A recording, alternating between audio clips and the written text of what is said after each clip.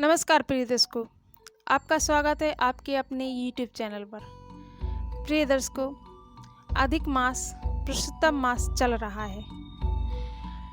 इस महीने में जो पुरुषोत्तम मास की कथा सुनता है उसे बहुत ही पुण्य फल प्राप्त होता है।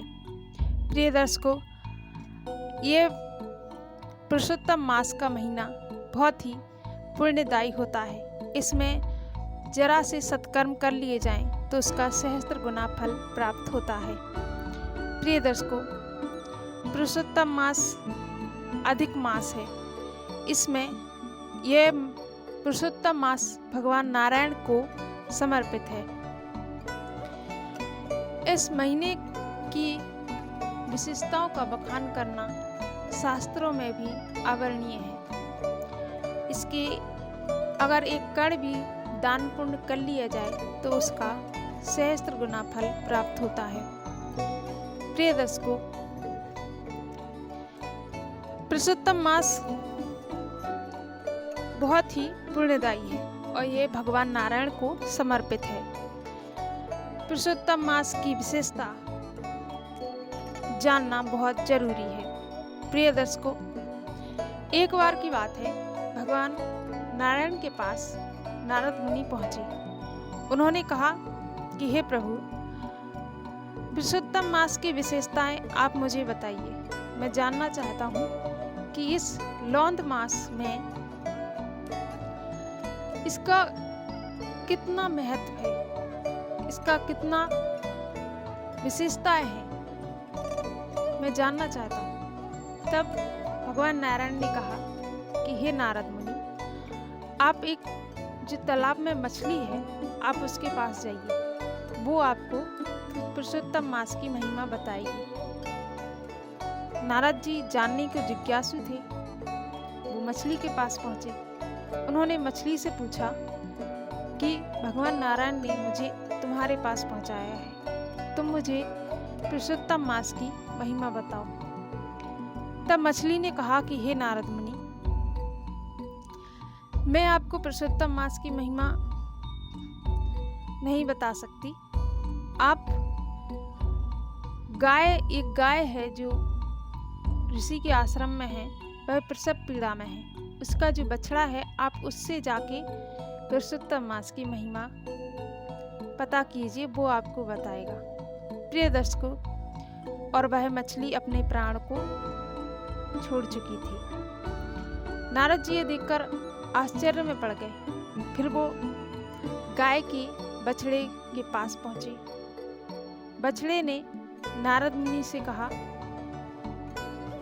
नारद जी ने कहा कि मुझे तुमसे पुरुषोत्तम मास का महत्व जानना है, इसकी क्या विशेषता है। बछड़े ने कहा कि हे नारद मुनि, मैं आपको अवश्य बता देता पुरुषोत्तम मास की महिमा, लेकिन आप इसकी महिमा राजा के पुत्र से जाके पूछिए। तब नारद जी राजा के पुत्र के पास गए। राजा ने सत्कार किया, प्रणाम किया, बैठने को आसन दिया। नारद जी बैठ गए और नारद जी ने राजा से कहा कि आप अपने पुत्र को लाइए, मुझे उसे देखना है, मुझे उससे कुछ पूछना है। राजा ने कहा कि प्रभु, क्या आपको नहीं पता कि नन्हा सा बालक बोल नहीं सकता। नारद जी ने कहा कि मुझे पता है, लेकिन मुझे उससे कुछ पूछना है, शायद वो बता दे। राजा ने कहा ठीक है। राजा नारद मुनि की आज्ञा का टाल नहीं सके। राजा अपने पुत्र को लेकर आया, तब नारद जी की गोद में दिया। नारद जी उससे पूछने लगे कि तुम बताओ मुझे, पुरुषोत्तम मास की महिमा क्या है, इसका कितना महत्व है। तब राजा का पुत्र बोला कि हे प्रभु, पुरुषोत्तम मास की महिमा का बखान करना आसान नहीं है, लेकिन फिर भी मैं आपको इस महीने की विशेषता बताता हूँ। इस महीने में अगर किसी संत के दर्शन कर लिए जाएं तो उसका बड़ा महत्व होता है। जैसे आप भगवान नारायण के कहने पर मछली के पास पहुंची थी। वह मछली आप संत हैं, आपके दर्शन पाकर उसे मुक्ति मिली। पुरुषोत्तम मास में आपके दर्शन पाकर उसके 1000 गुना पुण्य फल मिला और वह मछली की योनि से मुक्त हो गई। मछली ने जाते जाते आपसे कहा कि आप एक गाय के बछड़े से जाकर पूछिए। उसी मछली का जन्म गाय के बछड़े के रूप में हुआ। जब आप गाय के बछड़े के पास गए तो आप संत हैं, आपके दर्शन पाकर बछड़े को सहस्त्र गुना फल प्राप्त हुआ और पुरुषोत्तम मास में उसे बछड़े की योनि से मुक्ति मिली। जाते जाते उसने कहा कि आप राजा के पुत्र के पास जाइए। तो हे नारद मुनि, आप सुनिए, आपके दर्शन पाकर मैं बछड़े की योनि से भी मुक्त हो गया और आज मैं राजपुत्र के रूप में जन्मता हूँ।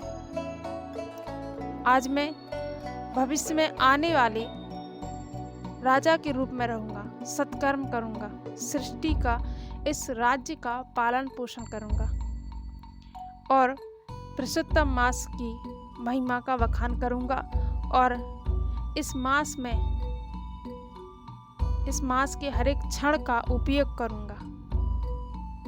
भगवान नाम का कीर्तन, दान पुण्य, संतों के दर्शन, तीर्थ यात्रा, गंगा जी में स्नान, इस सब कुछ सत्कर्म कर लिए जाएं तो फिर कुछ और करने की जरूरत ही नहीं है।